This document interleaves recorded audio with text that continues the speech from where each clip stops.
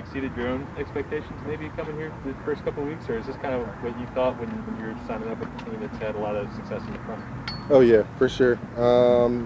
Success is something I definitely expected to happen, but not just out of nowhere. We practice and we train hard every day preparing for it, so it's definitely not a surprise.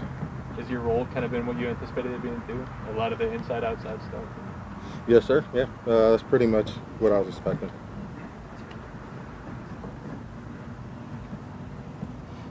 I think Daniel Jones is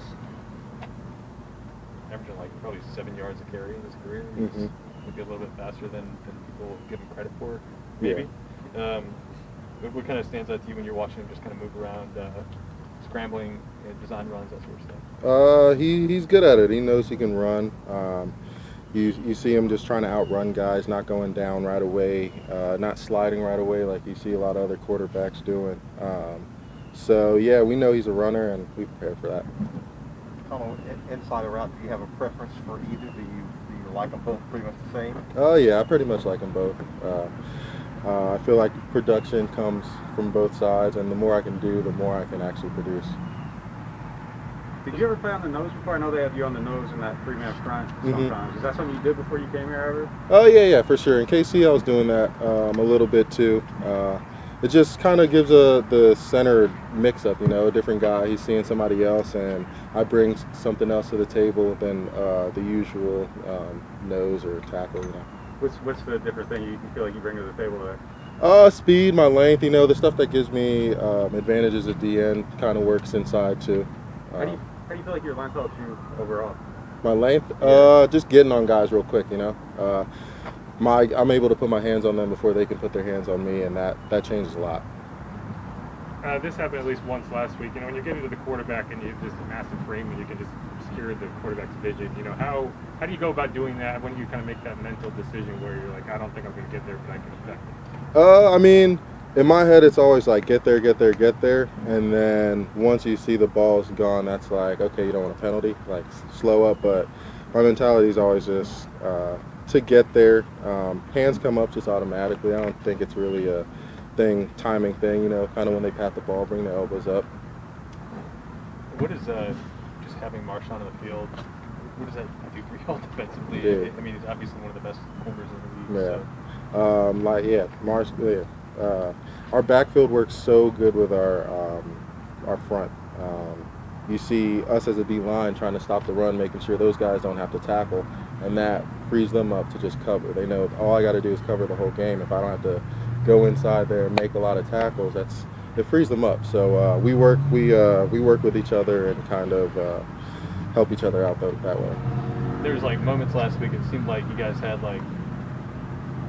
8 guys stacked on the line, and you're able to kind of play those corners up. Maybe that helps y'all so much. Give very varied looks to the quarterbacks. Obviously, y'all are dealing with some injuries right now, but just top to bottom, is this the best pass rushing group, pure pass rushing group you've played with? Oh yeah, for sure. Just from a skill standpoint to even, or really our coordination, we all know what we can do, and we're just on point with everything. We know where somebody's going to be in a certain pass rush game that we have. We communicate a lot. If somebody's getting a certain look the whole game, we try and give them something that'll help them with that look, just different things. So I feel like our communication's really good as a D-line, and that helps our pass rush. The Juice Boys mentality, I guess, started with the linebackers. Oh, yeah. But the defense as a whole has kind of embraced that. What does that, mean to you? Hey, our team as a whole has embraced it. It's awesome when you see something trickle from linebackers all the way to Jameis now saying Juice Boys. He's like, is that Juice? Juice Boy? So it's it's cool. It's awesome to see the whole team come together over around a central goal and theme. But yeah, it's cool. The Juice Boys really brought the juice, and you saw that in camp, and that just grew. It grew into something awesome. Talk about communication. Sean Payton talked about the crowd noise this week, kind of maybe playing a factor. Is that something that's just extra important for you guys? Oh yeah, for sure. It's going to be my first home game there, so it's something that's been harped on. We've been practiced a lot with the noise, so yeah, we know it's going to be a lot of signaling, communication, not a lot of talking, but just communication is key when you can't hear anything. What's the emphasis on making sure Saquon doesn't get outside the edges and setting those edges and making sure you keep him in the middle field so you kind of gang tackle or stop him in that sense? First is knowing that, you got to keep him inside. That's something he does. He likes to bounce a lot. But it's just doing our job, and that's what it kind of comes down to every day. Especially as a D-line, we got the responsibility of really, like I said, we don't want our back end making tackles. We want it on us. So, yeah, just holding our gaps and doing our job. You talked a little about Daniel Jones using his legs. When you're going up against a team, he's going to run some read option, zone read type plays. What are the keys you're kind of working on throughout the week as you get ready for that?